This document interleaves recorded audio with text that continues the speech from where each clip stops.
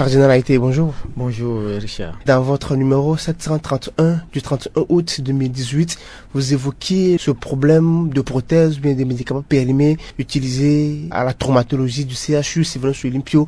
D'abord, dites-nous comment est-ce que ce dossier vous est parvenu? Ce dossier est parvenu à notre rédaction par un intermédiaire, je dirais, c'est une question de bouche à oreille par rapport à l'incident qui s'est produit au bloc opératoire le 24 juillet. En réalité, c'est quelque chose qui se fait depuis 3 ans, peut-être même au-delà, que le monsieur là arrive à Lomé avec des produits périmés, des prothèses et des consommables, tout périmés. Il vient opérer parce qu'il est ami au chef service de la traumato qui est le lieutenant-colonel Abalo. Ils opèrent sans que la direction ne soit au courant. Ce jour-là, il devait opérer un patient. Lorsque le monsieur a sorti les produits d'anesthésie qu'il a remis à l'anesthésiste, l'assistant a remarqué que les produits étaient périmés. Et il a dit, mais on ne peut pas utiliser ces produits pour endormir le malade. Alors, le médecin venu de France a commencé par engueuler l'anesthésiste parce que c'est un master. Non, que c'est utilisable, il faut qu'il l'utilise. Le monsieur a dit non. Alors, une altercation s'en est suivie. Ils se sont insultés. Celui qui est venu de la France leur faisait voir de toutes les couleurs. Moi, je viens de la France, je gagne 10 500 €. Vous êtes incompétent au Togo. Quel genre de médecin vous êtes? Finalement, ils ont prescrit de nouveaux produits qu'ils sont allés acheter et qu'ils ont ramenés. Et ce n'est que lorsque ça s'est passé comme ça que l'opération a eu lieu. L'affaire était tellement bruyante, ils se sont tellement engueulés que tout le monde était au courant. Donc ça ne pouvait pas ne pas venir à la presse. Donc dès que l'information est arrivée à nous, à notre niveau, nous avons pris le temps pendant 1 mois de collecter toutes les preuves avant d'interroger les acteurs les uns après les autres. Contrairement à ce que M. Alovo dit, nous l'avons interrogé, il a donné sa version. Il a immédiatement reconnu qu'effectivement, ils utilisent des produits de ce genre, mais que ça ne représente pas un danger pour les populations. Et que ça fait 3 ans qu'ils opèrent comme ça. On a interrogé le DG du CHU qui a dit qu'il n'a jamais été au courant que des choses comme ça se faisaient.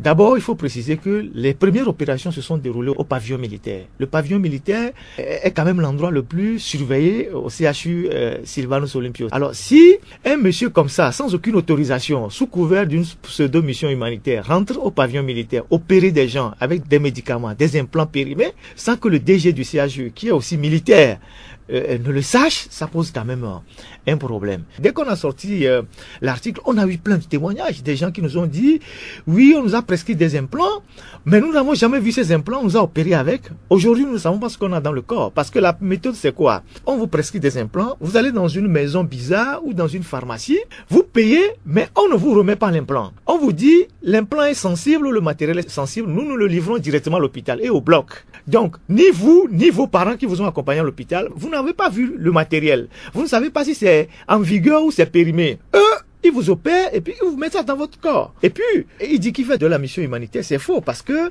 le patient sur lequel il y a eu l'incident, il a facturé l'implant jusqu'à 2000 €. Or, ces implants, au prix du neuf, ne coûtent pas 2000 €. Donc, ça veut dire qu'ils vendent du périmé plus cher que le prix du neuf. Le CHU, en début de cette semaine, a pris une décision, en l'occurrence l'interdiction d'accès au CHU, au docteur à l'avant, la vérification préalable par la direction de tout dossier de don. Êtes-vous satisfait par cette décision, bien cet acte posé par la direction du CHU? Non, pas du tout, parce que on a l'impression que bon, celui qui est en France, on dit qu'il est interdit, n'exerce pas ici, il est en France. Il vient exercer par effraction à l'hôpital parce qu'il a des amis. Maintenant, tous ceux qui sont sur la chaîne, qui sont ses complices et qui opèrent ici, à qui même il laisse certains implants quand il repart, parce qu'il se partage après les sous, ces gens-là, il faut les punir. Vous imaginez combien de personnes sont aujourd'hui dans la nature à qui ces gens-là ont mis des implants dans le corps? Les gens disent que non, que c'est pas dangereux, mais c'est des histoires. Dans l'article, nous avons interrogé un spécialiste chirurgien qui nous a dit les conséquences de l'utilisation des implants périmés. À un moment donné, il y a des relargages dans le corps et les gens peuvent mourir par embolie pulmonaire ou arrêt cardiaque parce que c'est des choses extrêmement graves.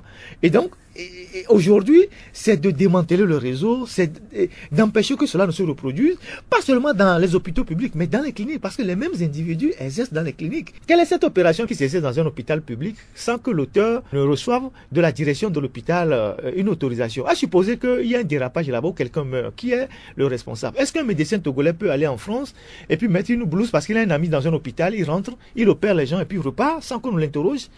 Finalement, c'est comme l'hôpital, un mécanicien peut rentrer, prendre une blouse, rentrer dans un bloc opératoire, il va charcuter les gens et puis il ressort, personne n'est au courant. Donc c'est extrêmement grave et il faut que les autorités sévissent. Ferdinand Haïté, merci beaucoup. Merci Richard pour cette interview.